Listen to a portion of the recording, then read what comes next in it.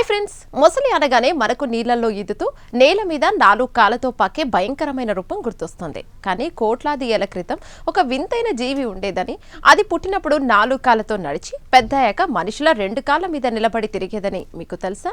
Science కే సవాలు విసిరిన ఆ ప్రాచీన మొసలి చుట్టం కథ ఏంటో ఇప్పుడు చూద్దాం. ఈ పరిశోధనను అమెరికాలోని యూనివర్సిటీ ఆఫ్ వాషింగ్టన్ మరియు బర్గ్ మ్యూజియం శాస్త్రవేత్తల బృందం నిర్వహించింది. పరిశోధకుడు Elliot Armour Smith, professor Christian Sidor నేతృత్వంలోని టీమ్ అరిజోనా ఎడారిలో దొరికిన శిలాజాలపై జరిపిన ఈ అధ్యయన వివరాలు తాజాగా జర్నల్ ఆఫ్ వర్టిబ్రేట్ పాలియోంటాలజీలో ప్రచురితమయ్యాయి.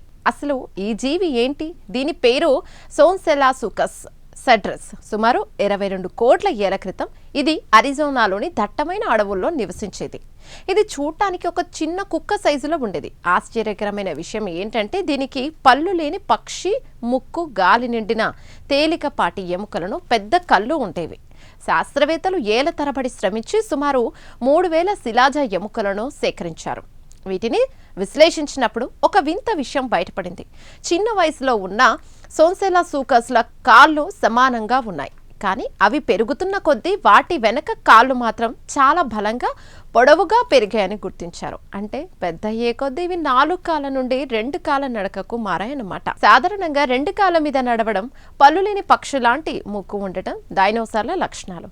కానీ సోన్సెలాసుకస్ అనేది డైనోసార్ కాదు, అది మొసలి జాతికి చెందిన జీవి. ఒకే రకమైన పర్యావరణంలో ఉండటం వల్ల డైనోసార్లు మరియు ఈ మొసలి జాతులు ఒకే రకమైన లక్షణాలను సొంతం చేసుకున్నాయి. దీనే సైన్స్ భాషలో కన్వర్జెంట్ ఎవల్యూషన్ అని పిలుస్తారు.